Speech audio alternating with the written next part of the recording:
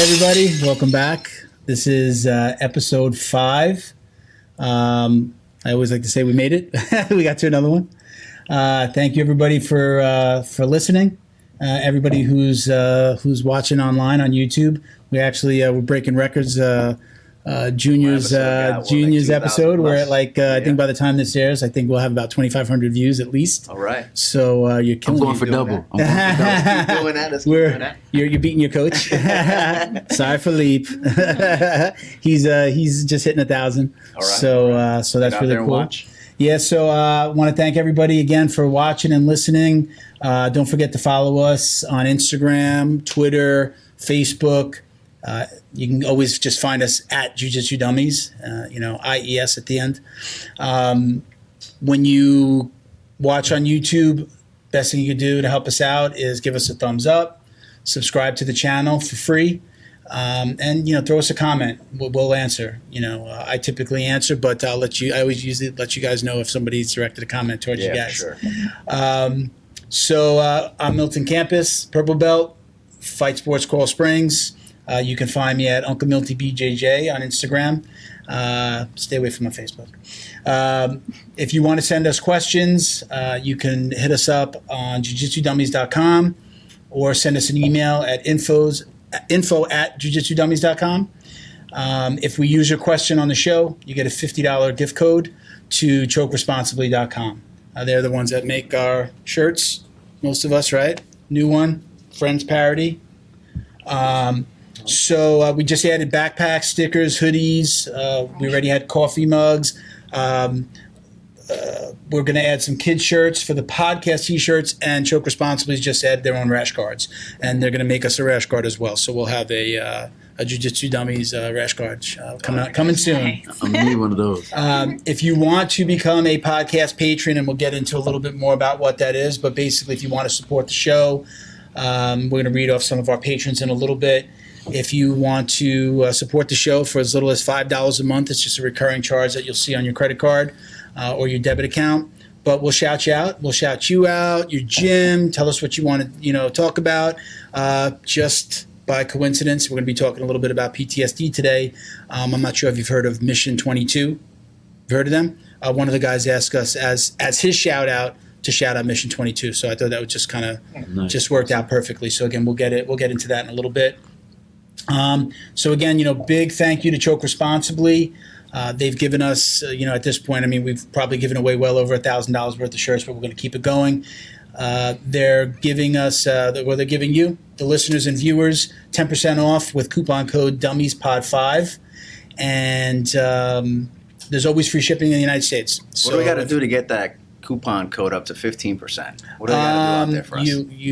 You like, subscribe, comments. The CEO over there is a little bit of an asshole. Yeah. So send that guy a message. So yeah. So he's a little bit of an asshole. We love him, but he's an asshole and he's cheap. So it's 10% and free shipping. But maybe we see what we can do. Send a comment. See what we can do. Send a comment. Yes. We also want to thank Fight Back CBD. For their support. They give us 2 bottles every episode. Nice. To give away to at least 2 listeners whose questions we've used on the show. So that's really cool. And again, I know that you've got some experience with Fight Back CBD. Yes, great company. What was your experience with taking it? Did it work for you? That's the question. But did it work for you? What did it do? Tell us. Best night of sleep of my life. Yeah. So you take it as sublingual, and when I took it, it's with MCT oil, so like my brain was like woo, but all the pain that I have in my it helped me focus better. Okay, in a good way. I'm a dummy, right? Jiu-Jitsu dummy, and I'm a Marine on top of that, so I don't have too much going for me. But I don't know if you meant like your mind was just going and thinking too much, because that's what I try to get away from. I gotta come down. No, it just helped me focus. Okay, it helped me focus. Right, awesome. Calm. They have the nighttime. They have like a regular and then the nighttime. I never tried the nighttime. Okay, so I didn't try the nighttime either. The ingredients, though, they're good. Justin, get us some nighttime CBD. What's up? Yeah. Oh man. But with Fight Back CBD, when I first ordered it, there was something wrong with it. Like the website was messed up or something. Okay. And the owner reached out to me. He's like, for all your troubles, I'm gonna send you a free bottle. Okay. And then, you know, with that relationship with him, like my boy was looking for sponsors. My boy Alex Moran, you know, he trains with me. Shout out to Alex. Yeah, shout out to Alex. He's a fucking monster. Yeah. Where's he train out of? GFTeam for Lauderdale with me. Okay. Oh, okay. It's with you. Okay. Giant Viking. Okay. All right. Yeah, and he ended up getting sponsored. So, you know, and, you know, Justin has a good mission. You know, he wants to empower people that are struggling like with addiction and stuff. Wants to get them in jiu-jitsu. So it's that company's very good. So I'm glad to know that. Nice. And while we're talking about it, Junior, you've been taking your bottle that you got. I've been trying some, but just because of my schedule, I haven't been able to take it with me. Okay. So, yeah. All right. You're always traveling. You can't necessarily cross borders with that, huh? Yeah, I don't want to try that yet. And you said you didn't take it yourself, but you gave it to somebody. I gave it to my father-in-law who suffers from chronic pain with his back since a car accident 30 years ago, and he actually used CBD oil before, and he just couldn't get his hands on it. So when I sent him that, you know, he was like, that was like Christmas to him. You know, it's definitely very effective. It lets him get up in the morning without any pain, and lets him get through the day without concentrating on his pain. Okay. So it was a godsend. For All right, very cool. So again, shout out to Fight Back CBD. Again, they give us 2 bottles for every episode. We give them away to listeners. They've also set up a code. Now he's not an asshole, like the guy from Choke Responsibly.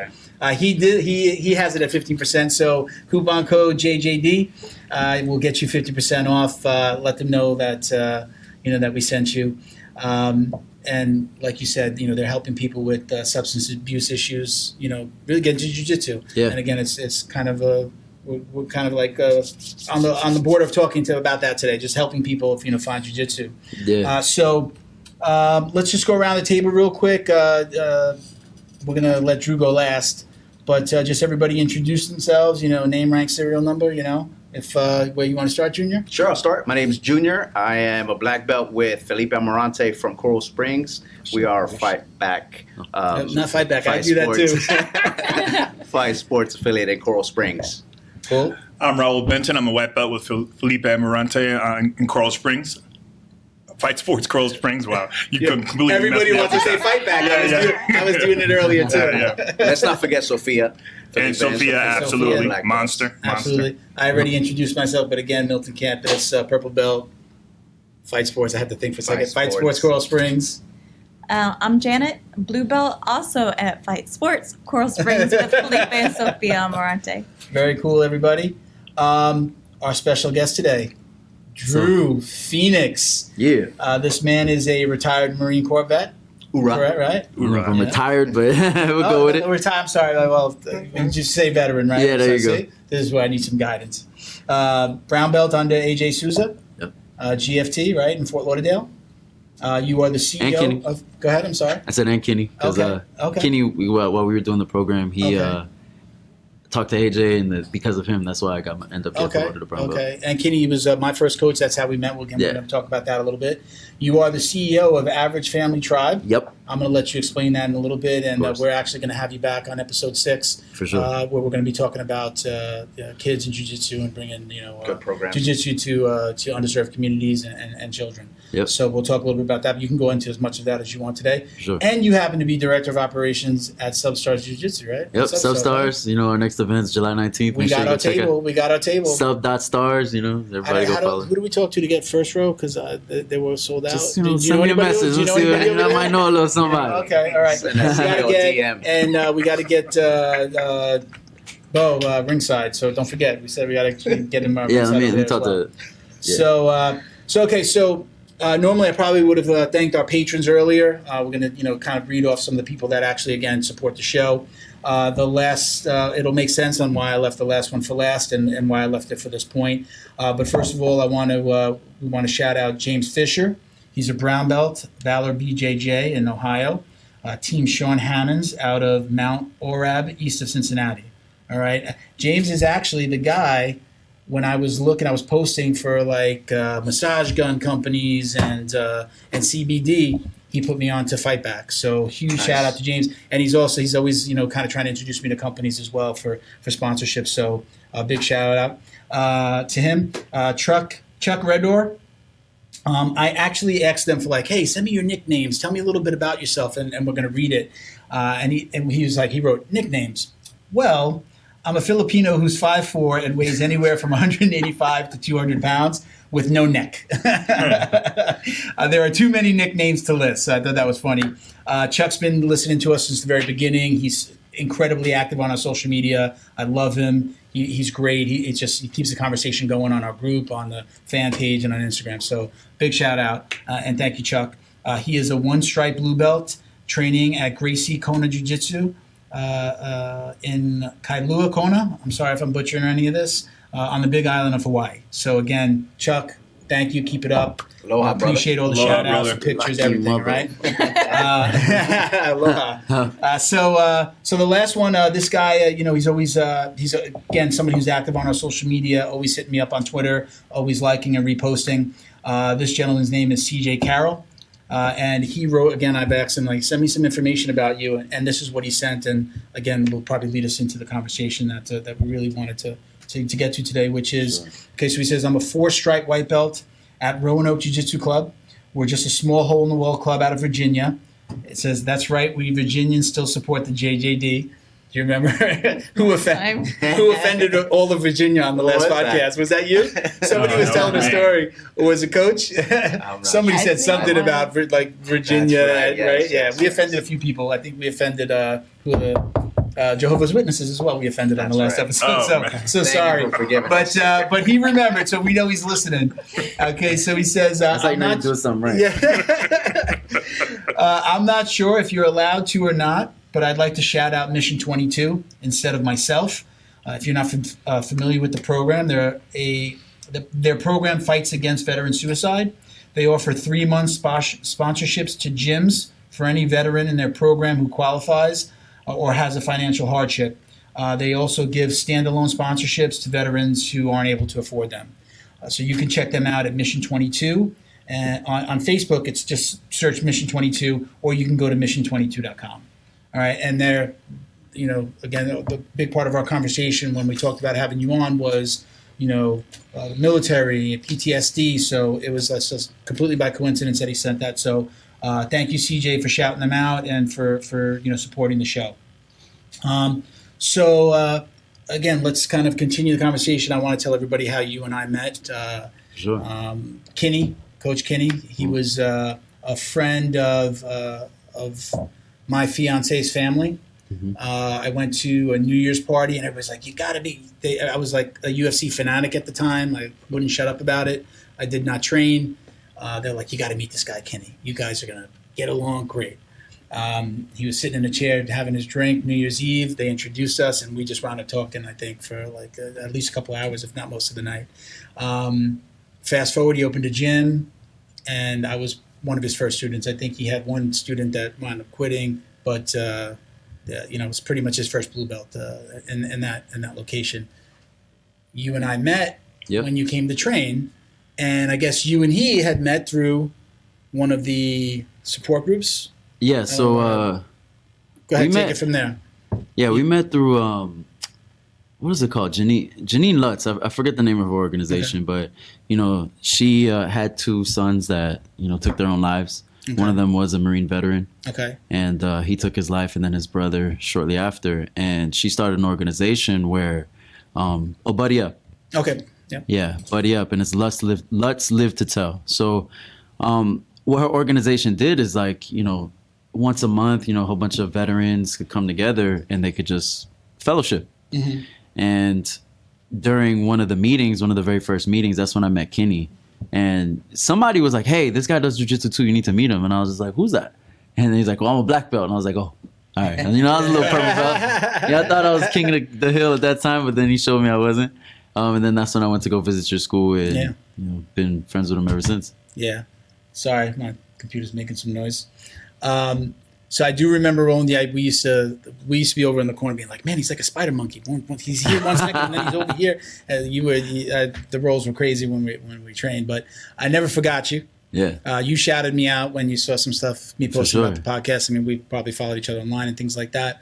Yeah. But one of the things that I remember, and I'm not sure how much of it you want to maybe share, but one of the things I loved about training with Kinney was that he had a lot of those buddy up guys come into the school. And, again, probably white belt, going to blue at that time. I didn't really know a lot about the military.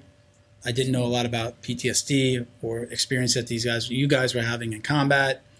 And these guys would come in, and some days we would just go in, and all of a sudden we were sitting in a circle. We had our gis on, we're stretching, ready to go, and we never rolled, we never drilled. We just had these hour, sometimes 2-hour conversations, and I remember you from some of those conversations, and when you really kind of schooled us on kind of your opinions on what was going on and what was really going on, and kind of, I don't know if you're okay with sharing this, but you told a story. I don't know if you remember this. You told a story about being in a vehicle in, where were you deployed? Iraq, right? You were in a vehicle and you had your gun trained on somebody, and then like your buddy in another vehicle came over. Oh, do you remember that story? Remember that? I remember that story. That stuck with me. That's how much it impacted me. I remember that. Do you mind sharing that story? Yeah, for sure. Yeah. So that was the day that like I reconnected with my humanity. I remember in a sense, right? Because you guys know, day one in boot camp, you're like, kill, kill, kill. To a 17, 18, 19-year-old, young man, it's like, oh shit, like I want to go kill. Yeah. Because one thing that society, what I realized, in studying about like masculinity and things like that, like one thing that society is really missing is rituals, right? We don't have a rite of passage anymore. Like we don't go to the elders and they introduce us into manhood. Like those of us who went into the military, we were fortunate enough to have a boot camp where we had older males kind of teach us how to be a man. Okay. Right. But like for women, right, you literally have a blood sacrifice into womanhood. You know what I mean? Once you get your first period, it's like, okay, now you can have babies. Like you're a woman now. But men, we don't have that. It's up to older males to teach us how to be males, and it's just lacking in society. So when you talk about warriors, right, it takes a special person to raise their right hand and be like, well, I swear to defend this country against all enemies, foreign and domestic, right? It takes a special kind of person to do that. And then to be able to live that lifestyle for, up to 4, 5, 20 years, right? You need some sort of coming back. So ancient cultures, they had rituals, right? The warriors would come back from war, and they weren't able to go back into society. They had to spend time with the shaman, right? And do whatever cleansing rituals that they had to do. And then they were able to come back to society, and then society repurposed them. So it's like, you're going to be a farmer, you're going to be a doctor, you're going to be this, you're going to be that. So it's like society bared the brunt of the war. Like they bared the burden of the war. We don't have that. So that's the problem. It's the lack of ritual. So to go back, to the story, because, I like telling stories. Go ahead. Listen, right. The less I have to talk here, the better. All right. I talk too much. You know what I mean? So you can stop me anytime, ask questions or whatever. Go. So, like I said, kill. Like, that's all I want to do. And, when I joined the military, I did it for the benefits. I'm not going to lie. Right? I did it for the benefits. And I'm like, And just as a side note, military family, you were both Marines. Your husband was Marines. Is considered active, a Marine still, or he's active? I'm sorry. Oh, he's still active. He's active. Great. Yeah. Retired this year. Really? So I mean, other than myself, I mean, you're surrounded by Marines and Marine families. So yeah, for sure. Just so everybody knows out there. Yeah. But go ahead. I'm sorry, I didn't mean to interrupt. Go. No, it's cool. So I joined for the benefits. Really, I lack of male role models in my life. And it was like, okay, college or the military, and I wasn't gonna pay for college. I was tired of school, and when I looked at all the military branches, it was like, well, if I could do the hardest branch of the military, then I could do anything in my life. But, war kind of scared me a little bit, right? So it was like, okay, I'll go. When I took the ASVAB, they were like, okay, you could be communications. I was like, all right, cool. It sounds cool. I didn't know I was going to have to strap a radio to my back. Basically. Help around. Exactly. Plus your stuff. You know what I'm saying? And then, I'm the highest target because I'm the radio man. Right? Yeah. Besides the LT, so... Right. I didn't know, but whatever. So, I end up, I joined, went through my, boot camp, MCT, which is Marine Combat Training, and then went to my job school, my MOS school, which was, field radio operator. That's when I found out that I'm gonna carry the radio on my back and, be with anybody. You thought you were gonna be like at a mic? Oh yeah, no. You're gonna be in the field. Exactly. Too much Hollywood. Yeah, exactly. Right. So when I first got to my unit, I went to 1st Battalion, 10th Marines. It was an artillery unit, and I thought I was gonna be doing like artillery, but 3 months into being in the fleet, they changed me to provisional infantry. They changed all of us to provisional infantry. So they took, you know, a select group from comm, select group from motor T, a select group from supply. And they like grouped us all together, and they're like, okay, you guys, we did PSD, which is personal security detail. So we were in charge of protecting this one colonel, and this other group was in charge of protecting this general. And that, okay. Right? So all I did was convoys, right? So I did my original MOS, I did it for 3 months. So boom, we get to Iraq, doing convoys all the time. But the second day I was in Iraq, I shot at somebody, and it was like, yes, right? Because it was a vehicle coming at us, and it was a pickup truck, and you know we were doing route security, and we had to dismount, and I was looking at the truck coming, and we had, you know, certain rules of engagement. Like if it came within a certain amount of distance, we had to tell them to stop. If it kept coming, we'd shoot a flare. If it kept coming, we'd shoot at them. So vehicle kept coming, so I was like, pow, pow, and you know that just made me feel, because you know it's like, it's really like job satisfaction at that point. You know what I mean? You train. Finally, you get to do what you trained for, right? So I remember shooting at him. He swerved, and we had like north and southbound traffic going in the same, like imagine like 95 north and south in the same area. You know, big old traffic jam. But I remember that guy later on, because I remember it was a white truck. That guy, he was like just mean mugging me in traffic. Like by the time he got up, and there was 2 propane tanks in the back of his truck. Right. So so he was pissed off at me, right? But the thing about it is, like, people who are like suicide bombers, they don't want to detonate before they actually fulfill what they were trying to do, right? So I knew that, like, then it kind of like hit me. It was like, oh damn, like if we wouldn't have shot at him, he would have came close. And 2 propane tanks, like what else did he have in there? Yeah. But when we saw him, he was like in the middle of traffic and far away from us, you know, so that it wouldn't have done too much damage for us. So that's why I think he didn't, you know, if he was a suicide bomber, that's why I think he did. Mm-hmm.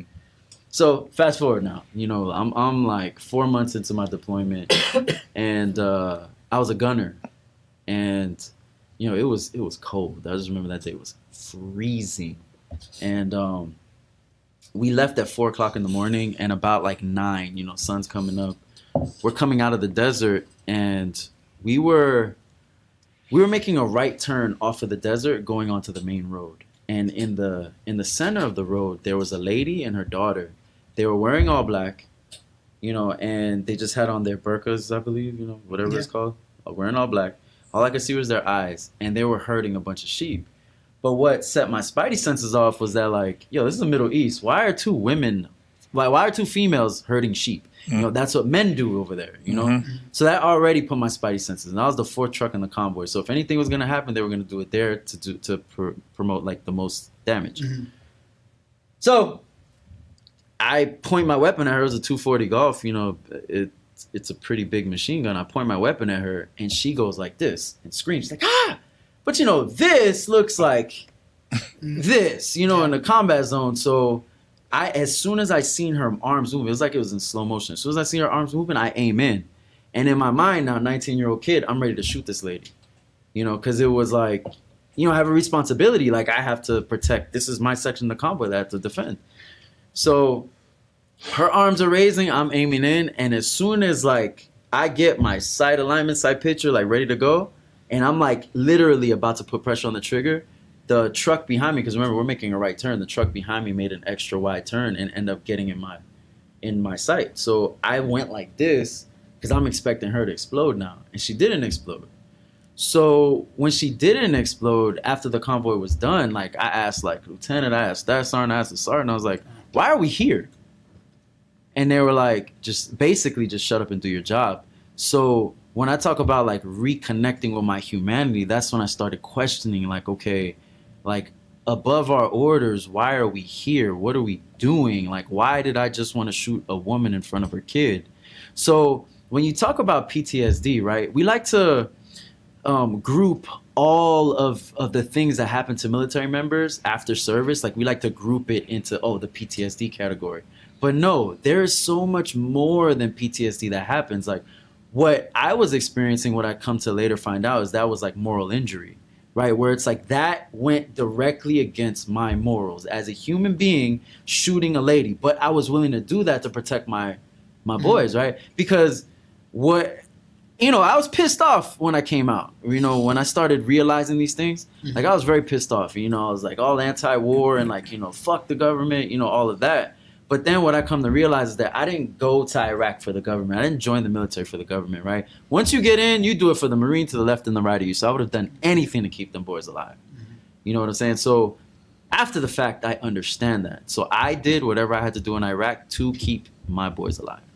So when I met you, yes, sir, around that time, I feel like I met the more militant, fuck the government guy. Fuck the government guy. Okay, yes, you did. so all right, so we did. Yes, you did. Yes, you did, man. You were, So yeah, I think that you were in that phase still, right? Because look, when I realized that more veterans lost their lives to suicide than actual combat, it's like, how can I like as a warrior? How can I live with that? It's like, well, if I wasn't fighting the right people there, then I got to go fight the right people now, which is fuck the government. Now me, regardless of how loud and passionate I could get on stage or whatever, I am not going to do anything to the government. The system. Make that clear, Mr. Trump. Right? I could go around talking about not my president and all that shit. You know what I mean? But it's not going to serve anything. It's going to miss the bottom line of what I want to do, which is help my brothers and sisters. Okay. You know what I mean? Transitioning out the military is one of the hardest things that a human being could do because you're in a high-structured environment. You are told what to do from when you wake up till you go to bed. And everybody struggles with it because there's not a proper transition. People that come out of prison, they struggle with it too. People that come out of group homes, they struggle with it. So there's a lot of fights out there. You just got to pick your fight. You just got to pick your fight. Because you can't deal with each and every category of that, right? So your mission has been for veterans, to assist veterans. Yeah.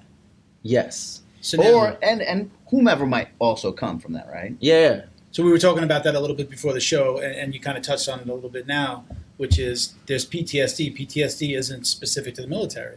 Yeah. Right? Do you address that in some of the things that you're doing or that you've done, trying to help veterans and, or people, period, So when I came out, right, I started doing jiu-jitsu like a madman, right? I was training like twice a day. I actually got my blue belt from the same guy who gave your coaches, all of your coaches, their blue belt, Armando Condi.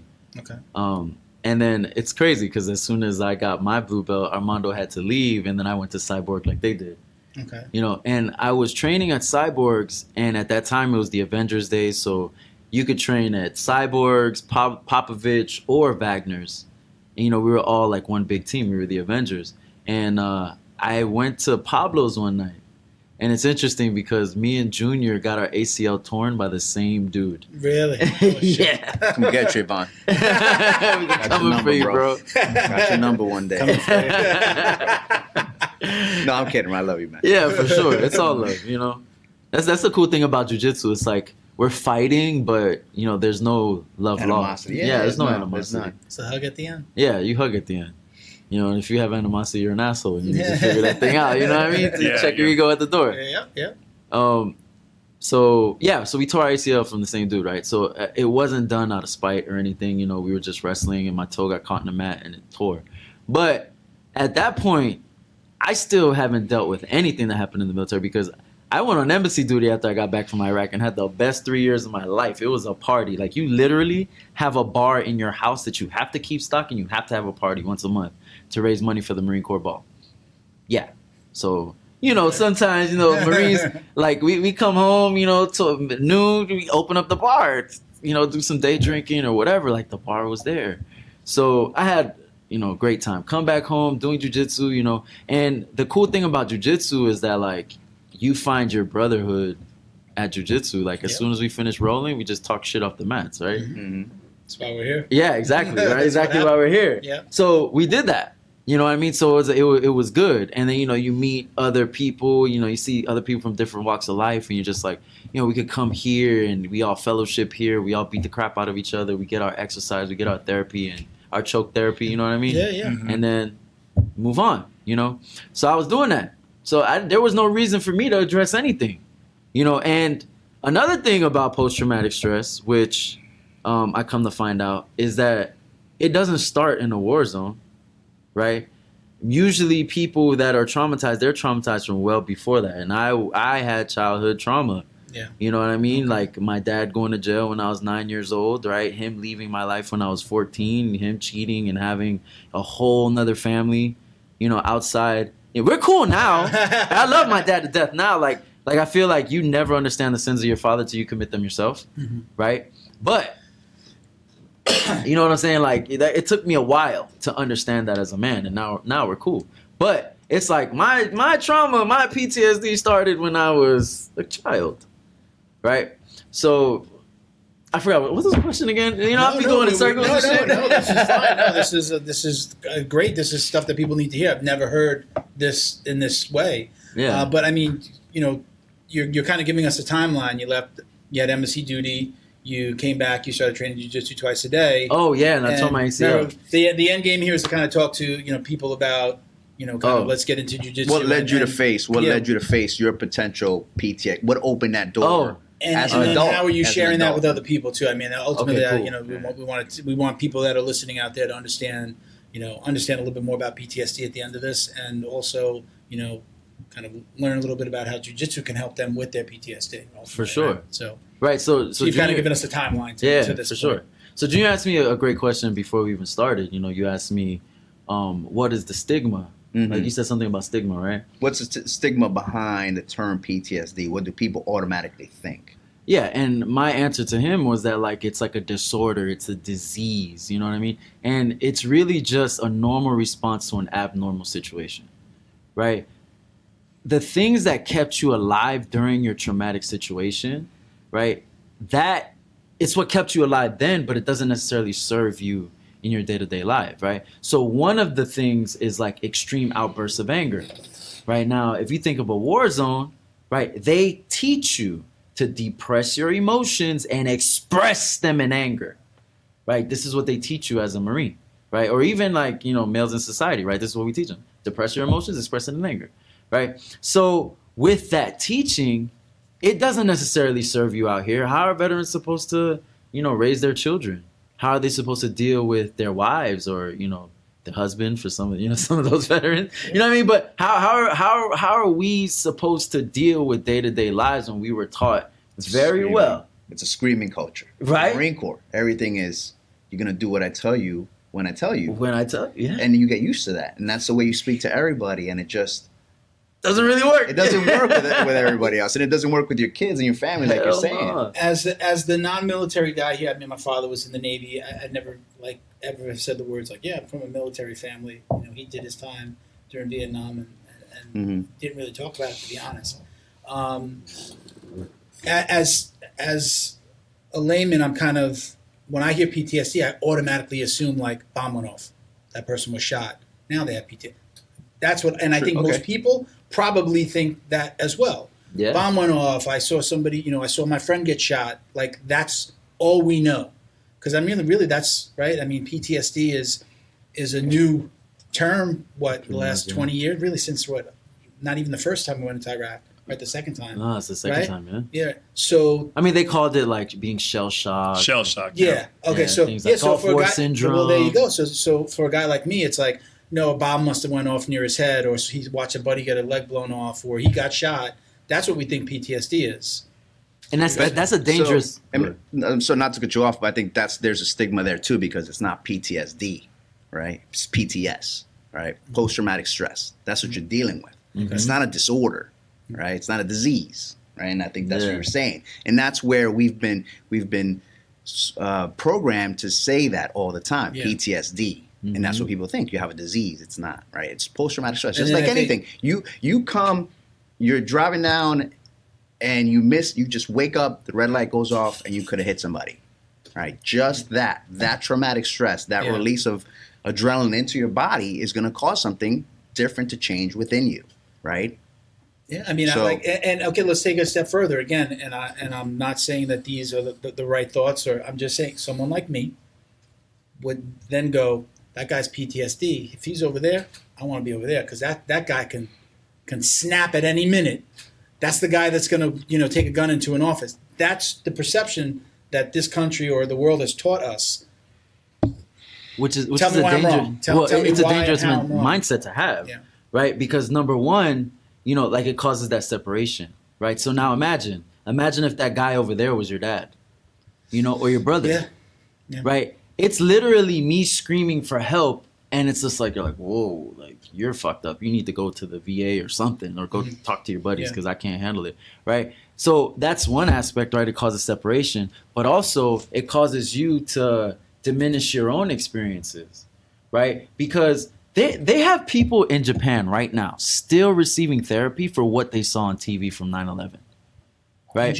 In Japan, right? And one thing that people don't really discuss when it comes to post-traumatic stress is epigenetics, right? The fact that trauma gets passed down in your DNA from your mother, right? Wow. So when you're a little embryo, whatever trauma that she has gets passed down to you. But when you think of it in an evolutionary perspective, right, it makes sense. Because if your mom developed this behavior to keep herself alive, then automatically she's going to pass it down to her offspring. Yeah. Right? So like I said, normal response to an abnormal situation. But it doesn't always serve you.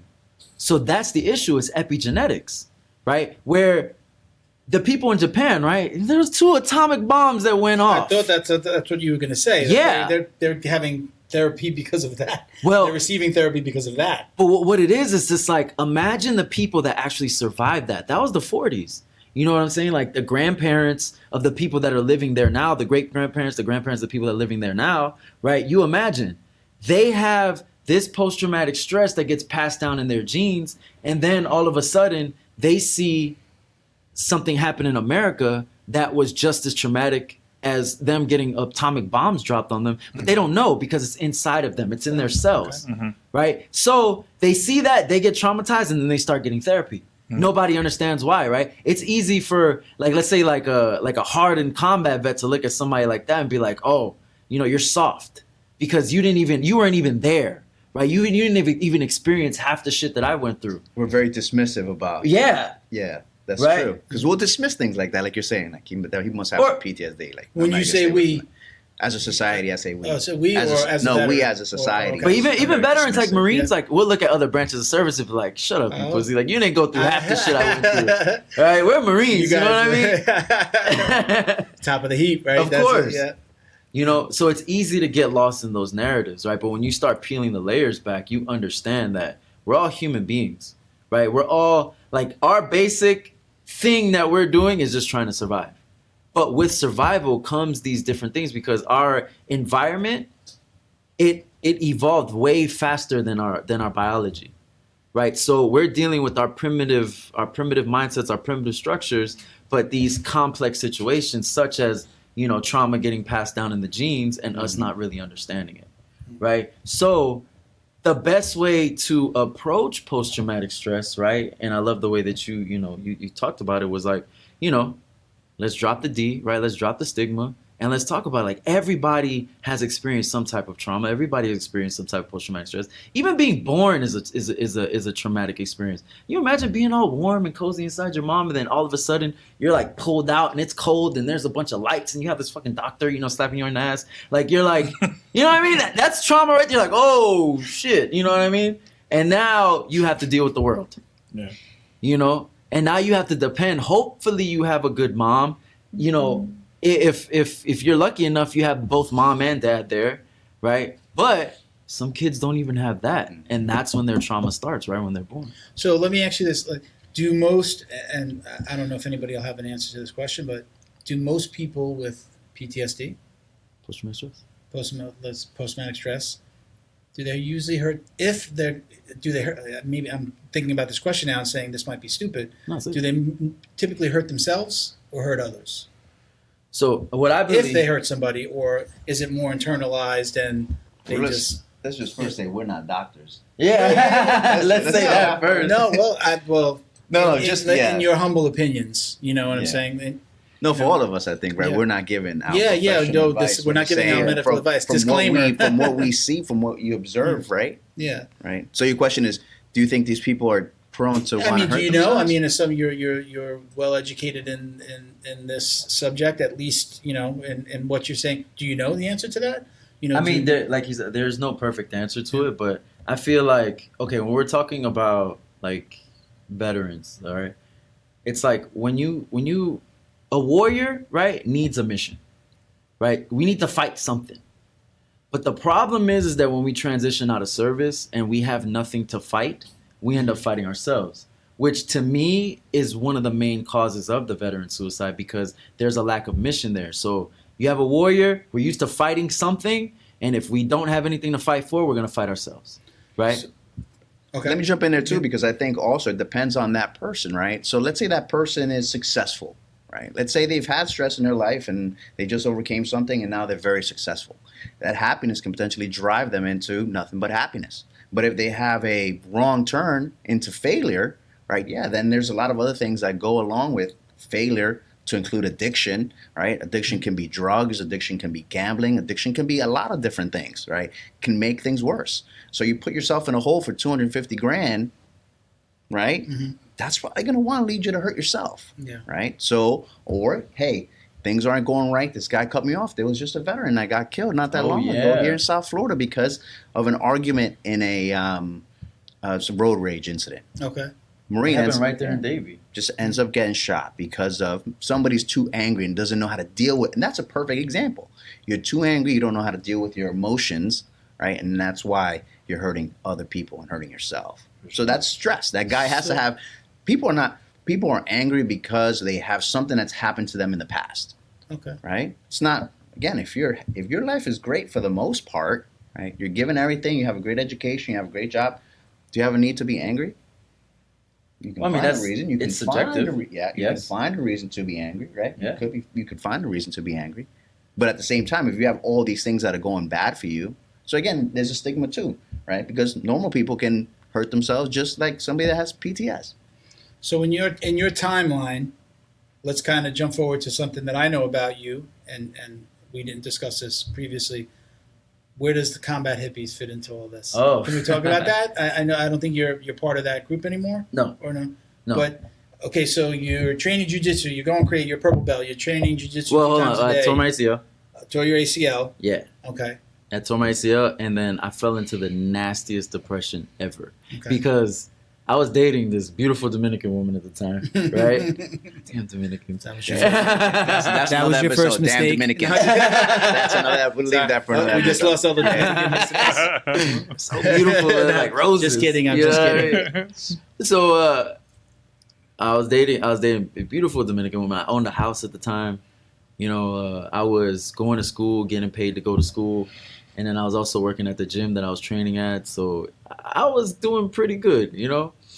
Tear my ACL, and I started like leaning on her a little bit too much. And in her words, she became the man in the relationship. Mm-hmm. Now you imagine, right? You know, here I am, jiu-jitsu blue belt. I'm winning tournaments and stuff. You know, got a six-pack kind of swole. And you're like, that's a punch in the pocket, man. You know, So I'm dealing with ACL injury and heartbreak. Yeah. And I just fell into the rabbit hole. I circled the drain, and I started drinking a lot. Like that. Like I started drinking a lot. All I wanted to do was be on my couch, you know, playing video games or whatever.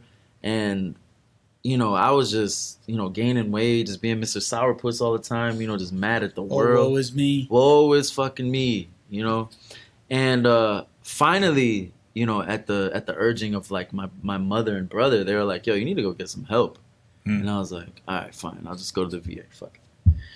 So I went to the VA, and the psychiatrist, right? I'm talking to her, and she's like, "Well, how does PTSD affect your life?" I was like, "Well, you know, I'm having nightmares. I just tore my ACL. I can't do anything. I'm all depressed. You know, I'm a little anxious. You know, I don't like supermarkets. Like, I started telling her like the whole gamut of what's going on, and literally, like, I told her, and then she went like this.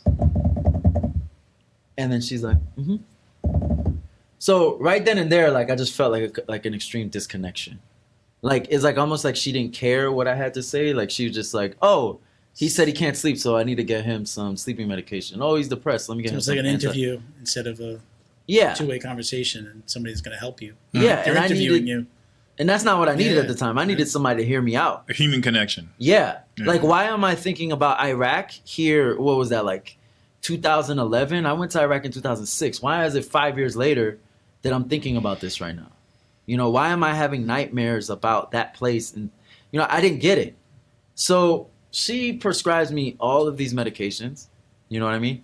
And I just happened to look at the antidepressant, and it said suicidal ideation as a possible side effect. You know, that's the black box warning on all antidepressants.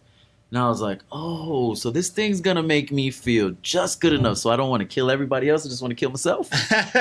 You know what I mean? Like, there's something going on. Yeah. So that's what led me to look up the veteran suicide rate for whatever reason. And then when I heard that it was 22 a day, you know, this is 2012, and I'm like, no, like, this is not my path. Like, and I was studying computers at the time in school.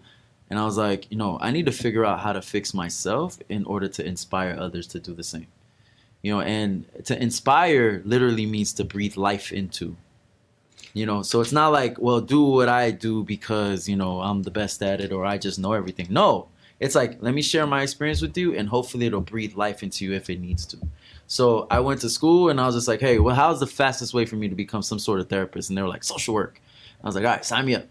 And I ended up getting my degree in social work. So during that time when I wasn't training, I realized that I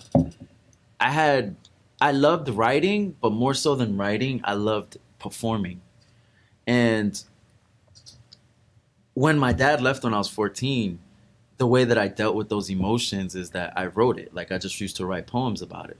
And that helped me, you know, be at peace. So one night I come home, it's a full moon outside, and I just go on my back patio and I start writing something. And I was like, you know what? I want people to understand what it's like as a veteran going through post-traumatic stress. So I wrote this piece called Post-Traumatic Growth because at the time, you know, the school was like 45 minutes away from where I lived. I went to FAU, so it was like 45 minutes away from where I lived. So I used to listen to like YouTube videos, you know, motivational talks or whatever. And Tony Robbins was the first person that I ever heard talked about post-traumatic growth. Because just like you said earlier, Junior, like sometimes like you'll be going through something bad, but then like you just figure out a way like to make it good. Now, I don't remember what the words you said earlier, but it was like you just like you find some sort of growth in that situation, right? Now, what turns people either way, I have no idea, right? Where two people could be in the same exact situation, but one decides to go, like, you know, if you're living with an alcoholic father, one decides not to be an alcoholic, the other one becomes a raging alcoholic. Right. I don't know what the variable is with that. Like, that's one thing I don't understand about human nature. Right. Maybe somebody smarter than me, maybe somebody out there can figure that out for me, but I don't know. Right. But he was the first one I heard say something about post-traumatic growth. And I was just like, bing. So I named the piece Post-Traumatic Growth. Now, mind you, if you go look it up. Did you give him credit for that? Because it's not his term. It's a scientific term. It's a scientific term, so nobody can take credit for it. All right. Everybody was like, you should copyright that term. I was like, it's not mine.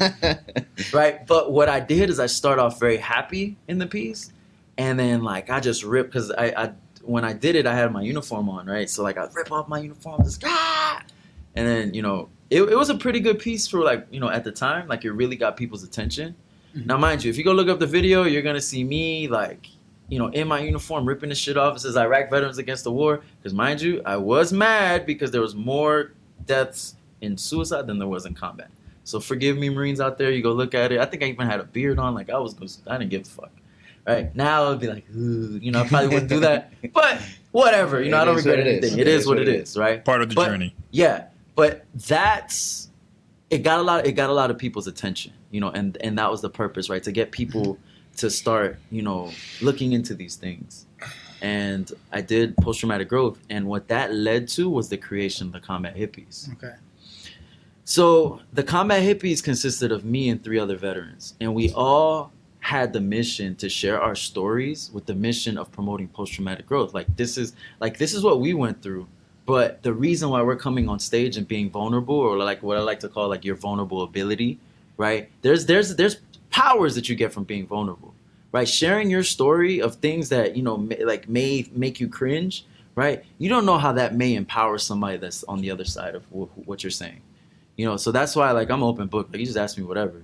You know what I mean? You're going to ask me about, you know, when I call that female Marine a bitch in China later. We'll get to that. You know what I'm saying? But I have no shame in that because, you know, hopefully it'll inspire somebody else, right? That may be going through the same thing.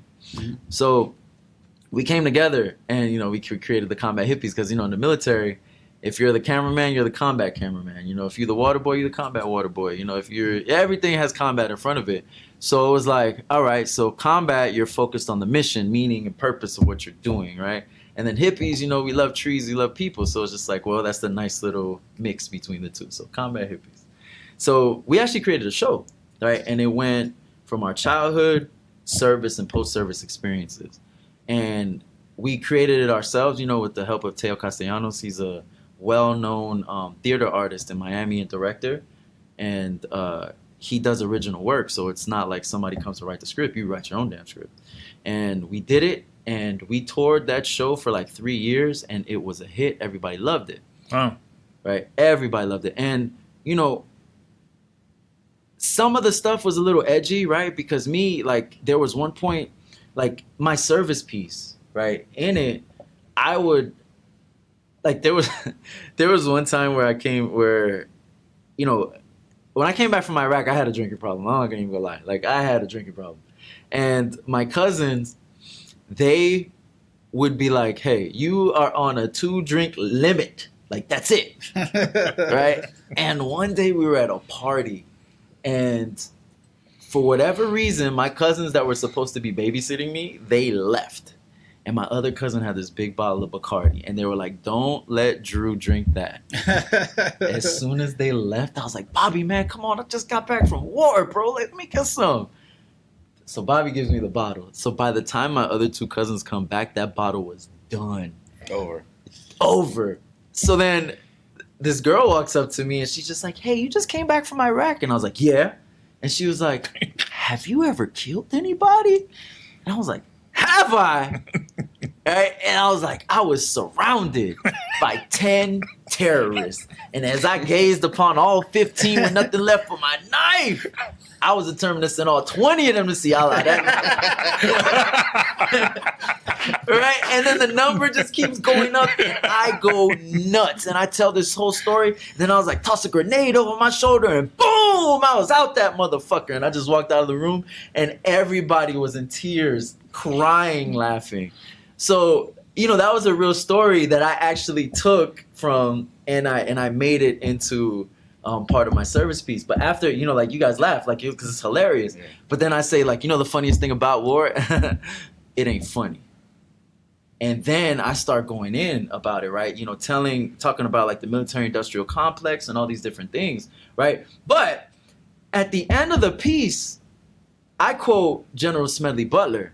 And General Smedley Butler, right? They teach him about us in boot camp. Yeah. Greatest Marine that ever lived. 2 Medal of Honors. Like, they talk about this man like they built him up. But if you look at what he did after service, he was the most anti-war Marine that ever lived because he wrote War is a Racket. And one of the quotes is that war is a racket. It is and it always has been. It is possibly the oldest, surely the most vicious and easily the most profitable. It is the only racket in which profits are reckoned in dollars and losses in lives. So the way I end the piece, I'm like, so as I stand here with a piece of my soul lost in the sands of crime, have I killed anybody, you ask? Yes. And you're staring right at them. Wow. So that was part of the show, you know? That's heavy, man. That's good stuff. That's heavy. Right? We need a break. That's only a piece of the show. That's only a little piece. And I've always hated myself for not going. I mean, I've seen stuff online, but I never went to the show. I know you had invited us one time, and I didn't go. You know, it's all good. It's all good. And you're hearing about it now. Yeah. So, you know, we did that show, and it was amazing. You know, we've had it. What we did is, like, we helped the families feel comfortable enough to start asking questions, because it's not like, oh, well, what did you do over there? Now it's like, hey, these guys said this. Like, what do you have? You have experience with that? And, you know, vice versa, where it's like the veterans feel comfortable enough to talking to their families now. Okay. So that's what I got from being with the Combat Hippies. It was like allowing those conversations to start, or just to kind of normalize it, where it's like, yo, you can get post-traumatic stress from anything. Like, one of our guys, he wasn't even a combat vet, but he was mortuary affairs. So he's seen all the aftermath. Mm-hmm. He was the one that had to go to Dover, you know, is Dover Air Base. Clean Jersey. Clean bodies. Yep, clean bodies. And his pieces, like, when you listen, because he was very good at writing, extremely well, very descriptive. And when he talked about how he had to go through the journals of these guys and gals, right? Guys and gals, these men and women, right? And you have to check for OPSEC, like operational security. So we have to make sure that there's no confidential material in their belongings. Oh, wow. So going through their computer, going through their journals. Right? You imagine having to see their deepest thoughts and like their fears and, you know, their between their girlfriend and boyfriend.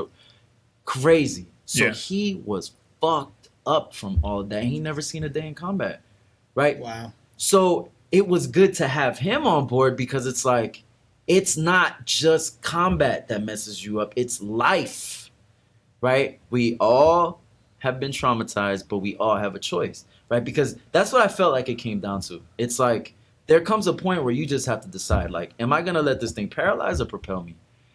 You know, do I want to grow or do I just want to wallow? Like, it's and I think that answers your question. That you had, you know, what determines when a person goes either north or south, right? Yeah. Good or bad, and that's it. You have to overcome it. Yeah. You have no other obstacle but to overcome it, and I guess that's the answer to your question. For sure. Yeah. Right, but what inspire? Well, I guess inspire. Like, you know. Well, but the thing is, you know what I think does that is organizations, individuals that can be mentors, right? Like kind of a program that you've put together. So you take these vets, have these vets get to you, and what have you found? Because I know what I found as a vet doing jiu-jitsu, Raul too. What have you found in jiu-jitsu that can help vets? Peace. Specifically. Peace. Because as warriors, like, we have to fight something, you know, and you don't have to be a vet to be a warrior. Like, every man has 4 archetypes within them. King, warrior, magician, lover. You know, it's a great book if you want to check it out. But we all have it. Yeah. You know, vets lean more towards the warrior side. But I think all people that do jiu-jitsu, and for women, it's queen, warrior, magician. There's a great book for women, too. It's called Women Who Run with Wolves. It's a great book. It's a cool title. Yeah. It's a great book. It's even written better than King, Warrior, Magician, Lover, but it just talks about the different archetypes that live within you. I'll make sure that we put that into the YouTube description of the video so that we'll put a link to both. And I think Amazon has like affiliate links, so you maybe get like a 15% kickback. I don't know nothing about that. You know what I mean? Just saying it because, you know, we all deserve abundance. Yeah. Something I had to learn, you know, growing up poor, like, you know, we deserve an abundance of anything that we do. You know what I mean? We do something good like this, right? We share our stories. You know, we deserve a little kickback. Why not? Right? So, you know, as warriors, like we have to have a mission and have to fight for something. So what it does, it allows us to fight, essentially, right? But it's like you're fighting against yourself, but in a healthy manner. Because, you know, when you step on the mat, you can't hide yourself. You know, you having a bad day is going to show up on the mat. You're all like tense and stuff, it's going to show up until you get so tired where you can't be tense anymore. Yeah. Right? If you're too like lackadaisical and lazy, white belt's going to pass you. No offense. I mean, you're almost a person. You're almost a blue belt, right? He said you're almost a person. Hey, I'm sorry. My cousin calls me white belt racist. Hey, listen. I've had white belts hurt me throughout my process way too much. And I know I was a crazy white belt too. It's like, you know, especially those giant white belts, 200 pounds, like, just, I'll roll with you later. Like, you know, I don't want nothing to do with that. Get a couple stripes. You know, man. Get a couple stripes, maybe a blue belt, then we can roll. Raul is a 3-year white belt. He some medical issues, just like me, that have made his journey a little bit longer, but he's not stopping. So maybe a blue belt. He's not the spazzy white belt. He's not the spazzy white belt. Yeah, I burned the spaz out a little while ago. But it was there, no doubt. It was there. And look, you see him? You see him? You see the light right there? Yeah. Imagine that laying on top of you. Yeah. I know what that's like. But go ahead. But that's another good thing, right? Like the pressure. Well, one thing I realized with jiu-jitsu is that, like, the pressure of having somebody that's trying to choke you out, trying to manipulate your joints to make them hurt, like trying to tap you out, right? You're constantly thinking, constantly problem solving, right? You're constantly doing that. So how you do one thing, you do everything, right? So you're doing that in your day-to-day life. So when we think in terms of like veterans, right? We need something to do because we're warriors. We need a mission. Okay, show up to jiu-jitsu. You fight against yourself. You're fighting for something, right? You're getting out that testosterone that's been just built up, right? You get that out, right? Boom. Now, what's the one thing that we miss at the military is the brotherhood. So how much times do you find or sisterhood, you know what I mean? How many times do you find yourself, you tired as hell, you lean your back up against the mat, and then you start talking to your boys. You start talking to whoever's there. You know what I mean? So there goes that brotherhood aspect that's missing. So that 1 hour class is 2.5 hours, 3 hours before you get out of there. Right? Let me tell you something. I don't know what it is about Mauricio, but Mauricio just, if I ever show up and something's wrong, at the end of the class, I'll be like, "What? Everything all right?" Yeah, I think that's he always. To talk, I don't know what it is about his intuition, what he has, but he'll be the guy that's everything all right, man. You seem something's up. And I don't know if you just seen. Yeah, you can't hide on the mat. No. Yeah. Like if you're tenser than usual, it's just like, or like if you get angry, right? If it's like, okay, we roll every day, and then all of a sudden, like you get pissed off because like I took you down or something. Like, bro, what's wrong?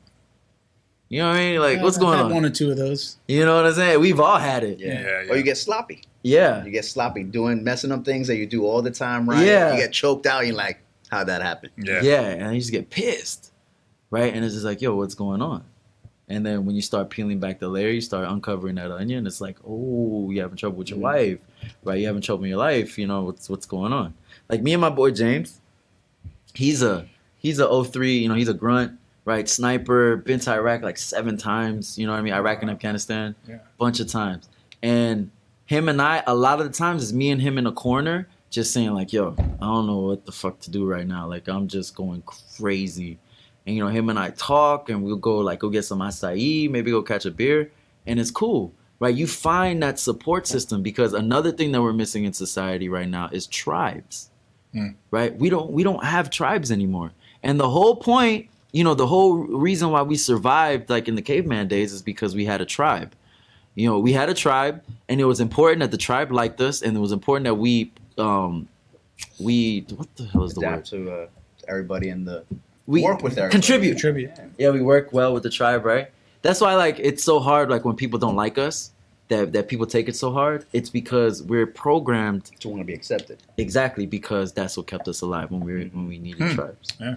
Right? So it's like tribes of like-minded people. That's why we could come together as jiu-jitsu from all different walks of life. Like, even though all 3 of us are Marines, like, I'm sure we do things different.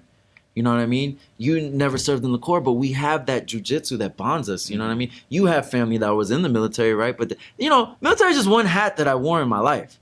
You know what I mean? Military, throw that off. Brown belt, throw that off. Brother, father, uncle, all these different things, right? But the tribe is what kept us together.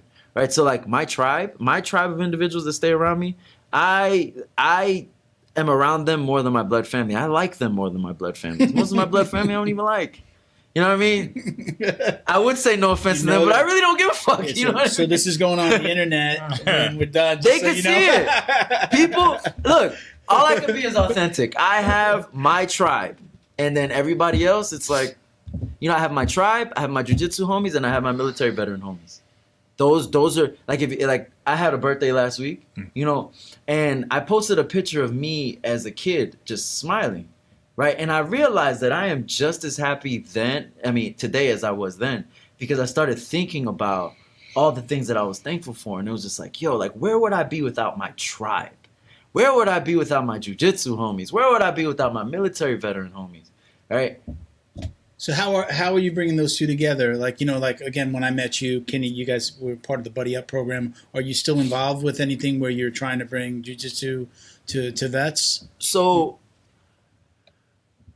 when I was involved with the Combat Hippies, there was a program called the Phoenix's Rising Retreats, right? And they reached out. I forgot how they got my information, but they reached out to me, and they were like, hey, 6-day retreat, call us if you're interested.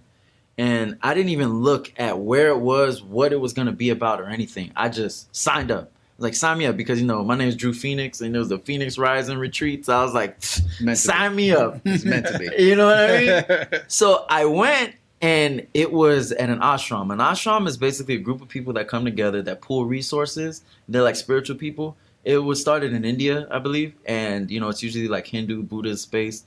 Right, but what they do is they come together, they grow their own food for the most part, you know what I mean? And it's just communal living, they pray together, they worship, they do whatever together. And it's at an interfaith ashram. So if you go around the lake, there's like Jesus over there, Buddha's over there, Lord Shiva's over there, Hanuman's over there, like all these different representation.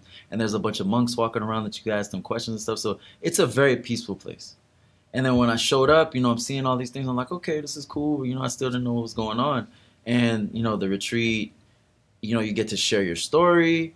You know what I mean? That you get to do different activities. You get to do yoga, meditation, acupuncture. And you also did EMDR, which is the best therapy that I've ever experienced.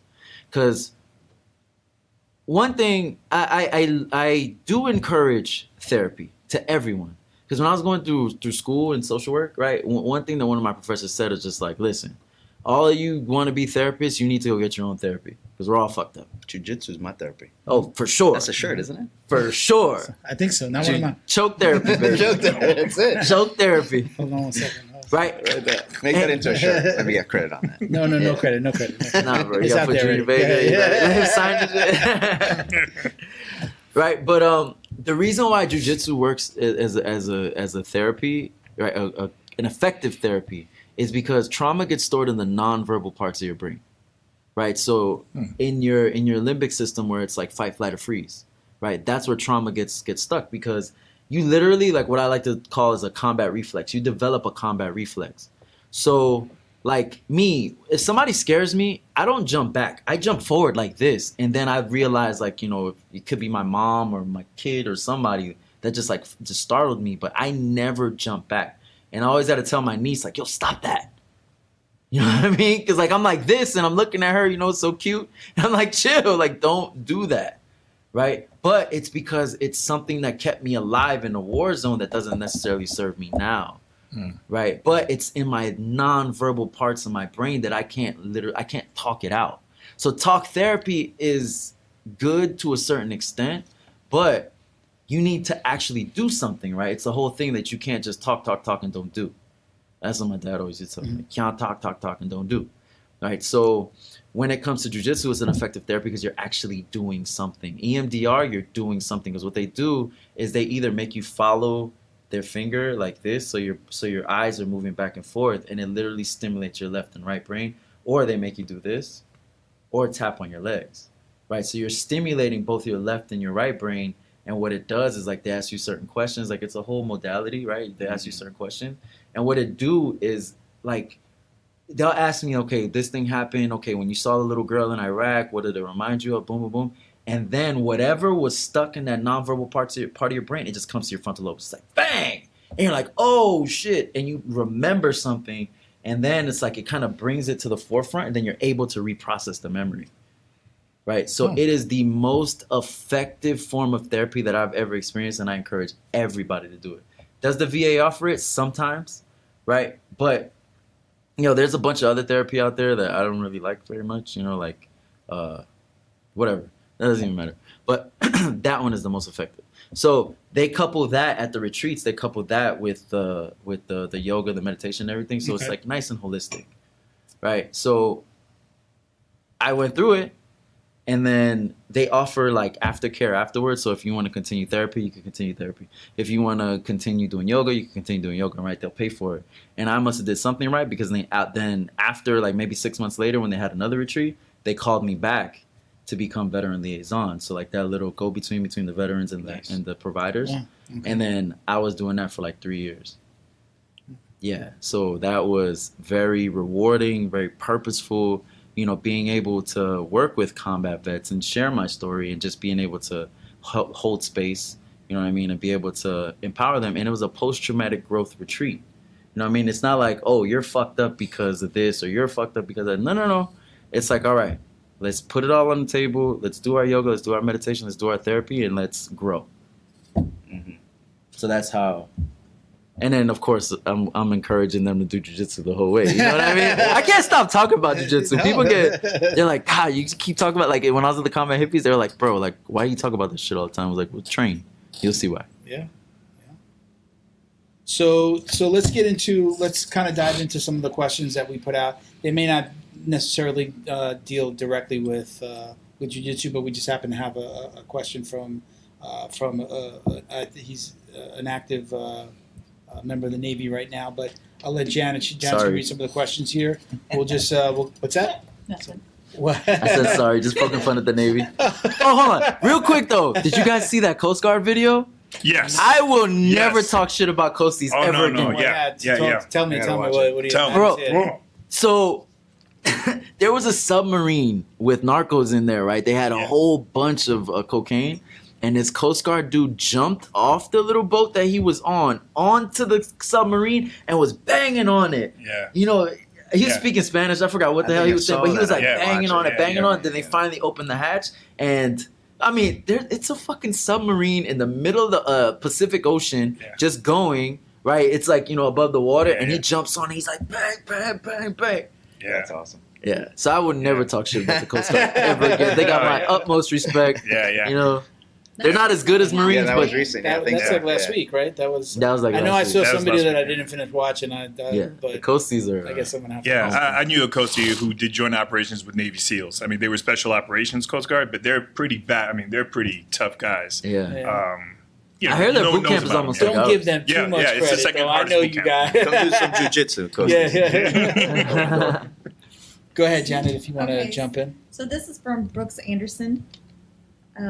It says, "Hello, I've been listening to your podcast since the launch.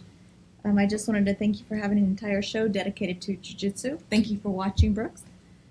I'm an active duty military, Navy, white belt, and have been training for about 4 months. Nice. Like a lot of people, I have absolutely fallen in love with jiu-jitsu. There you go. My question is, other than continuing to show up, what can I do to really elevate my game?" We're going to toss it to you first as the guest. I mean, I was looking towards the black belt. You know what I mean? I'm going to say, the like, black belt. Go ahead, man. Right, so my Jump answer in. would be make it a lifestyle, right? You have to immerse yourself into it. If you can train twice a day without getting hurt. You're active duty, so you might have to get up extra early, right? Do some extra conditioning. Everything that you do off the mat is going to benefit you on the mat. So if you eat well, it's going to benefit you on the mat.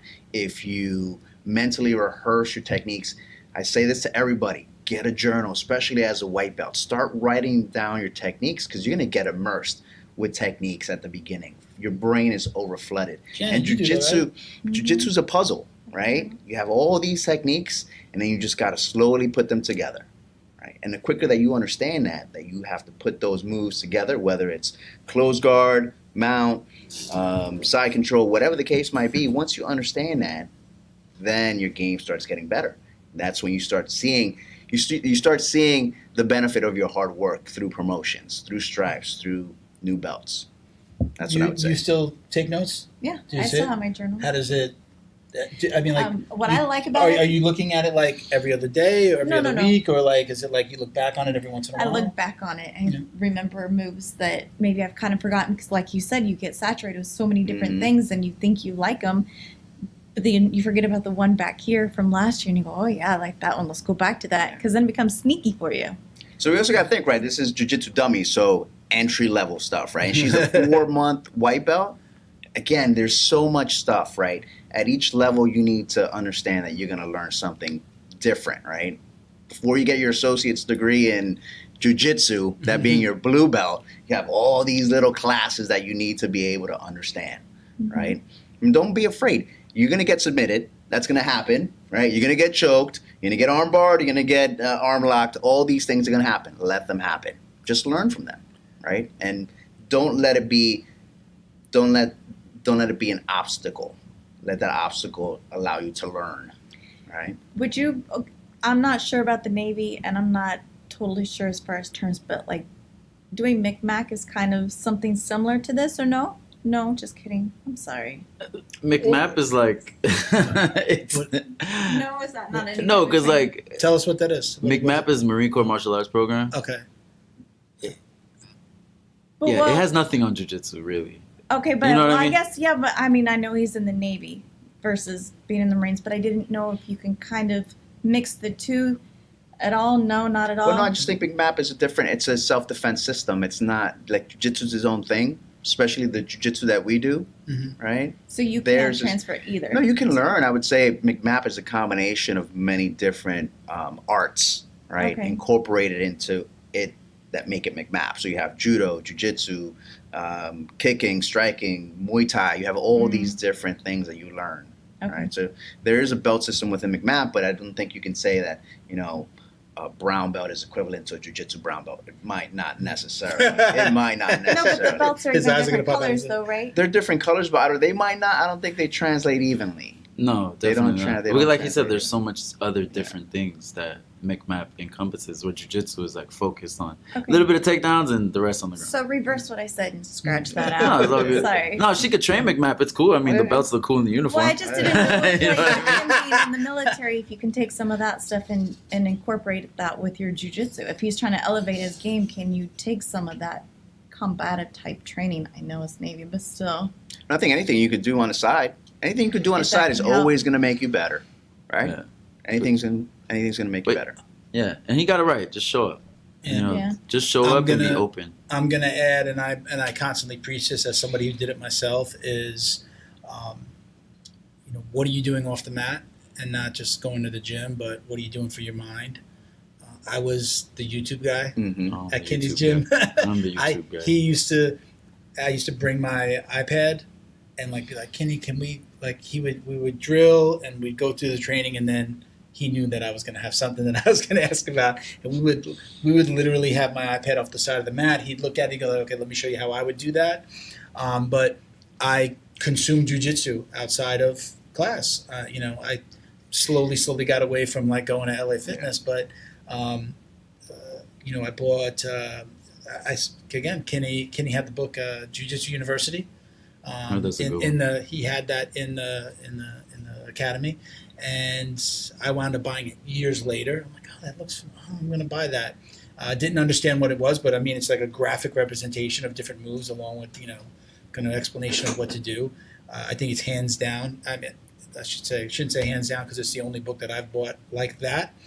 But it's incredible. I've stopped at Brown, and I kind of go back and forth and pick out little things that I want to go over. But feeding your mind outside of the actual gym and off the mat. Look at videos. I know that I used to like to, if we did a move in the gym, I'd go find that, especially if I wasn't getting it.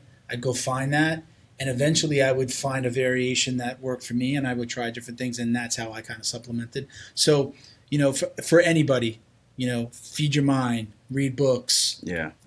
I think it's in your blood. I think it's in your blood when you tell a friend of yours that's non-jiu-jitsu player, hey, let me try this move on you real quick. It's in your blood then. It's like, what's wrong with me, right? Something's wrong. Something's taking over my body, right? And I think when you love jiu-jitsu, I think like we all do here, we just want more jiu-jitsu. Yeah. You know? But, there are times that I've been hurt, and that's, where the videos come into play. For sure. And, found that movie Choke one time when I was hurt, right? And just finding stuff and be like, oh my God, I didn't even know this was out there, learning the history or just seeing, moves and the evolution of moves. But I mean, that's one of the best piece of advice I think that I can give anybody is, feed your brain. Don't be scared to look at videos, even though not every coach loves when you're that YouTube guy. But I mean, if you're doing it right, don't go just look up leg locks when you're a white belt. Go look up the things that you're doing on the mat that your coach is teaching you already, and look for the variations. I always mention Jason Scully. He's got a YouTube channel. I don't know if you know who that is. Yeah. I bought his program. $100 Grappler, forever. Grapplers. What is it called? Grapplers. Grappler's Guide. Grappler's Guide. Very good resource. I didn't buy. I was going to ask you that. I didn't buy the program. I just would watch the videos, and he's got videos 53 arm locks in 5 minutes, and he goes through the variations, and it's less about showing you the intricacies of each move, but just kind of showing you what's there when you're in that position.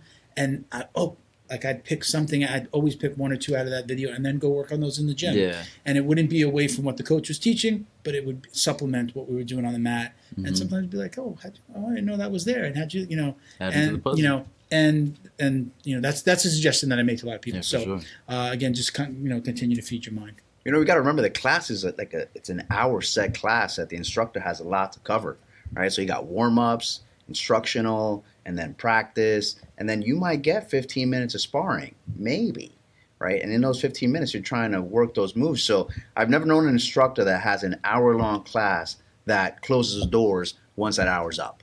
Yeah. Those doors will stay open. I think that's part of the brotherhood, that that this resource is here, that you can go train, get your frustrations out, get out all your energy that you haven't been able to blow on anything else, and then stick around, whether to train some more, right? Talk, BS about whatever. Hey, my day sucked today, but I'm glad that I came. Mm-hmm. So and you preach that. I know that you do it because I know that you're one of the guys that usually sticks around for another couple of rolls at the end of. But you know why? I think class. Because that's what I was indoctrinated with when I first started jiu-jitsu with Pablo. Man, we stayed there for another hour. Yeah, like those guys would train relentlessly, So it's like that's what I want to do. I want to do my class for an hour, and if I don't spar hard in those 15 minutes, I know there's another hour that that the mat's open. So his question was basically, what could I do to supplement my jiu-jitsu training? And it's more jiu-jitsu. Perfect. Do some more jiu-jitsu. There you go, Brooks. Thank you for the question. Brooks is going to get a $50 coupon code for Choke Responsibly. Yeah. So we'll get that out to him. But go ahead. Let's hear the next question. Okay, so the next one is from Marcus Dago. Is 8-month white belt. When I fight out of a submission, it's more strength than technique.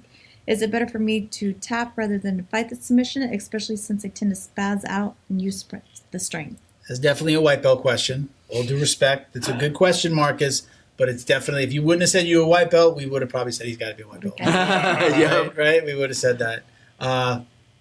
So, would you like to answer that? So, as our resident veteran white belt. Yeah. So one of the things that made a huge transition for me, you go through these mental transitions when you train, and I had heard it a while ago, but it came true, and it got to spaz out of me, and it was take care of concentrate on the small details, and the big things will take care of themselves. So I stopped, getting put into a rear naked or someone trying to armbar me, and stop trying to just generally escape and remember what I was taught to counter those moves. And I just concentrated on the tiny little details, putting my elbow where it was supposed to be, my shoulder where it was supposed to be, keep my arms where they were supposed to be, just concentrating on that. And eventually all that came together to where it was an actual escape without the stress. So I would say that, especially as a white belt, the reason why white belts go through that spaz phase is because their mind is searching and escaping. And it's sort of what we talked about earlier during the podcast is there's that survival instinct that we have. And it's a little wild at first, but when you concentrate on the tiny little details that were taught to you and positioning your body and putting your hips where they're supposed to be, even in the midst of the chaos of someone about to choke you out, you concentrate on those little things, the big thing of escaping that submission or at least surviving without getting tapped will happen. I could tell you, I remember being that guy, and it's ego. You haven't learned to leave your ego at the door yet. Yeah. You're still worried about, I can't give it up. I'm not going to let him get it. No. And that's when you get hurt or you spaz out and hurt somebody. But I think that's, we've talked about this on a few of the podcasts. I am still trying to remember to leave it at the door, to be a little bit more humble, to try to teach, to offer myself and whatever to the lower belts. Hey, let me help you with this. And do you mind, instead of just telling them what to do, hey, do you mind if I make a suggestion? Because not everybody's good at receiving the information either. Again, a little bit, usually a guy with an ego. No, I know it. I got my coaches over there, Well, let me kind of show you how I would do it. Maybe it'll help. But I remember being that guy. To me, it's ego. So, Marcus, you got to really just leave the ego at the door and, remember that you're there to learn. You're not there to win, right? You're not there to win every match. It's not about that. You're there to learn. Now, if you were talking about a tournament, that's a whole different thing, right? Yeah. But this is if you're training and this is the mentality. And it's not, we've all been there, Marcus. So it's not like, I don't want to talk down to him, but he's got to get to that point. And sure. Jiu-Jitsu will get that out of you. If it's tight and it's there, then tap. You're not losing anything. You're still learning. Tap early, tap often. And if you think it's something that you can at least try, because you should still always try and get out of something. But, if it's loose, if it's not really there, then try. But if it's there, tap. Because like Professor Felipe says, longevity. No, he probably says it like the first time. Absolutely right. You're right. No, but that's the key here. Yeah. There's a chain of events that happened before you got into that submission. So that's what you have to learn. What did I fail to do that got me to this bad place? But it's still learning. Right. Exactly. It's a learning process, right? It's a learning process. And it's Jiu-Jitsu, what it does for me, it puts me in those uncomfortable positions that I'm not normally in all the time throughout the day that I want to be in, because I want to fight out of that, right? Like sitting on the couch, that's comfortable. That doesn't really challenge me. Driving my car, that's not really well, we're in South Florida, right? So at times, yeah, it can be challenging, right? Sport, but there's a lot of times throughout your day that you're not really challenged. And jiu-jitsu is that challenge for you. Like, I'm gonna put sometimes, hey, as a higher belt, I'll put myself in an uncomfortable position, right? Just to see what I can do because I'm not there. But as a newer belt, hey, what did you fail to do, right? Learn your techniques. And again, you can't just jump through the technique. You have to learn every step of the technique. So get better with the basics, right? And learn not to freak out, not to spaz out, leave your ego at the door. And as the high, like, brown, black, white, blue, we have a very large pool of new white belts at Fight Sports in Coral Springs. We've just kind of got flooded with just a bunch of new guys. Some guys are have wrestling backgrounds, and it's just there are a lot of new white belts, adult men, and some of those are vets, right? Yeah. Shout out to Miguel. I know Miguel was in the Army, and he's someone that I could think of. Just rolling with him today, we had open mat this morning, and I have to remember catch and release.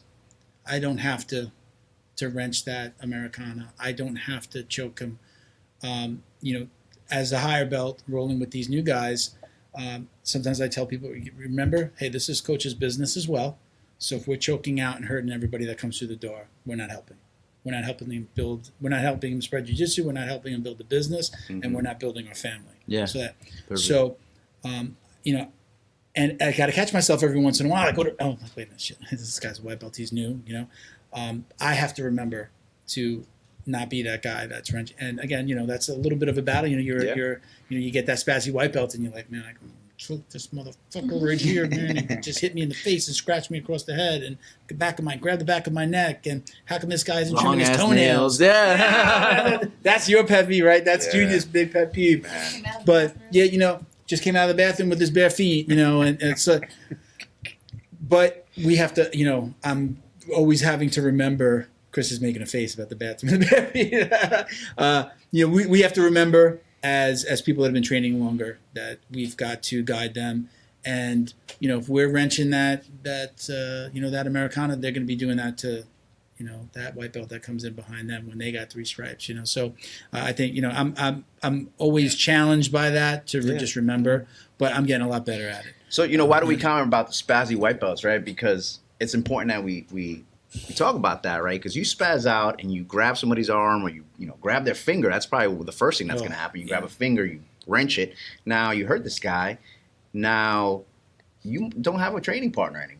That's one less person to train with. So, you have to consider that. You can't be a spazzy white belt because you're going to hurt yourself, hurt somebody else. And they're a training partner that you need, right? Because it's a community. Then we have again, especially at our gym, we have a great group of blue belts, right, that have all come up learning that way. They're not, you coach, right? And, we have a great group of people that, with the exception of maybe 1 or 2, who do leave their egos at the door and are anxious to train and to grab that white belt and say, hey, let me show you this.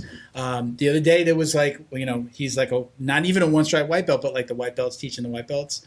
But it was like blind leading the blind over there. But I had showed him something during that class. I said, hey, do it this way. And then he was showing another guy. And that's that's a good feeling. For sure. But, we have a good group of blue belts who are, not just out there headhunting and, That's good. So we're in a good place. Because we have some pretty decent white belts. Yeah. Okay, we've got a bunch of guys. There's one kid that's training jiu-jitsu with us, but he's doing stand-up someplace else. Like he wants to fight. There's another young man who's got a wrestling background. So we got some tough guys too. So we just got a really tough guy. He's Kiko Alonso that plays for the Dolphins. You guys know him? Big linebacker. Yeah. Well, we train with his brother. Okay. But they're both like. Big dude. Runs in the family. Dude, yeah. And he's not a white belt. Like every time we take that guy to a tournament, he fucks up like blue belts and purple belts. And then the coaches are looking at us like, yo, like who is this guy? Like he's a sandbagger. And we're like, no, like he's really a white belt. Yeah. He has a little bit of a wrestling background. He played professional baseball, but he's a tank. Yeah. Shout out to Squat Doctor on Instagram, but that's him. But he's Squat Doctor. Squat Doctor. Yeah, exactly. Big swole white belt. Do you want to let's get into the next question here? So we have Jordan, we say? Macoles? Macoles? Sorry, friend. Mick Coles? I am an Sorry if we aspiring fucked that up. jiu-jitsu coach who also has a full-time job. Mm-hmm. With limited time during the week, how can I transition to coaching full-time while staying financially stable? You will never be able to be No, I'm just kidding. That's a hard question. I don't know. Has anybody here ever made a living at coaching? Well, I could just draw upon somebody else's experience. So, one of my friends, my brothers, is Jiu-Jitsu on YouTube. Oh yeah, Jiu-Jitsu. I follow the group. He's my homie. Yeah. Right. So Jiu-Jitsu, he started off, and sorry if I booger it up, brother, but he started off working. I think he was working somewhere, and he basically lived on the mats, right? So he was making an income, but then he was living on the mats, and what he did is I think when he was a brown belt or transitioning to black, he started making videos on YouTube for his white belts, hey, just doing technique videos. And then what that turned into is him actually making a great living off of just the YouTube videos and the social media. So Jiu-Jitsu logo, the shirt sales, the apparel, all that stuff came. I don't know him personally, but I do watch him. I watch him all the time. Amazing. He's an amazing teacher. One thing that he does too, as a coach, he's a great guy. When his brown belts are ready to transition to black, what he does is he has them host a seminar. And it's basically give me your best 10 techniques and show them, do a seminar, and I want to see how you teach. And it's a really great way to make that transition, because now you have to focus on, okay, how am I going to be as a teacher? Mm-hmm. So I think that's a great thing that he does. And, I've gone to his school a couple times, I talk to him regularly. Great dude. And that's definitely a good thing. So that's an option for him, is to get into the social media side, where he's actually, if he's an instructor, share his technique on the video. Some people are really good in front of the camera. Just test out his skill. Is he good in front of the camera? And so that's one way. Other than that, if you guys have something. I know it's not easy. I only know from from being close to coaches, and having conversations, it's not easy. People come and go. So, Jordan didn't tell us what belt he was, right? Mm-hmm. So I don't know if this is, aspiring jiu-jitsu coach and he's a 4-stripe white belt, or he's somebody that is we don't know. Purple, brown, black. Yeah, purple, brown, black. We don't know where he is. And I think the advice that I would give him would be, at a white belt, I'd say, get some more experience, build your social media following, right? Start putting out some of your favorite techniques, but probably wait till you're kind of at least a blue belt. Start out coaching, offering to coach your, kids at your school. If there is a kids program, that's probably the best way, because adults are a little bit, kids are hard to deal with, but adults don't necessarily want to take the information from somebody that they feel is, you're only a blue belt. But kids are going to look up to you. Right? I think they just look at, they see the blue belt and an adult. The training is going to be a little bit different. They receive the information differently. But again, it's get the experience, be online, build your social media following, put out videos like you said. Find a niche. And give it some time. Not everybody's going to be as lucky as Chewy. Is it Chewy? Yeah, Chewy. Chewy and Jiu-Jitsu. Because he looks like Chewbacca. Yeah, right. The logo's awesome. I love it. Yeah. My dog's name is Chewy, by the nice. way. So, but yeah, listen, it's not just easy to go, from full-time job to just coaching. Yeah, for sure. There's not a lot of money. But if he finds a niche, like let's say you do jiu-jitsu videos for anti-bullying, whatever. Yeah. You know what I mean? Find a niche like that people are looking for. So it's not just you don't just make money on jiu-jitsu on the mat coaching. You've got to find other sources of income that so I'm saying if he does the social media stuff, just find a niche within it. There's a bunch of people doing technique videos, but if you have a successful kids program and okay, these are the things that run a successful kids program, because if you own your own school, you have a kids program, that's going to be the driving thing, because parents will pay anything for their children. Yeah. Right? So if you know how to make a successful kids program and you can share that, then shout out to Felipe again, our coach. He's got an amazing kids program. I see the videos every day. He does the camp. Why am I talking about it? Are you coaching, or are you helping out with the kids program? Oh, no, summer camp. I see the pictures online. I see the videos, and he's got an amazing camp. He doubled the size of his facility a couple of years ago, so he's got a ton of space, and they're doing obstacle courses, and he's got a movie screen on the wall in the inside of the new cafe, games and shuffleboard, like the hockey, like air hockey. Like he's really done a really good job, and everybody does jiu-jitsu. So he talks about it a lot. He builds the business on the back of the kids program, so it's an important part. So anybody have anything to add? Good. Hey, that's been we're right around an hour and 20, so we're going to wrap it up. Cool. We're going to invite Drew back to come back on and talk about kids and underserved communities and bring jiu-jitsu to those kids. So first, I want to thank everybody for listening. Everybody who tuned in, thank you again. We love you all. If we didn't answer your question, I get we get a lot of questions.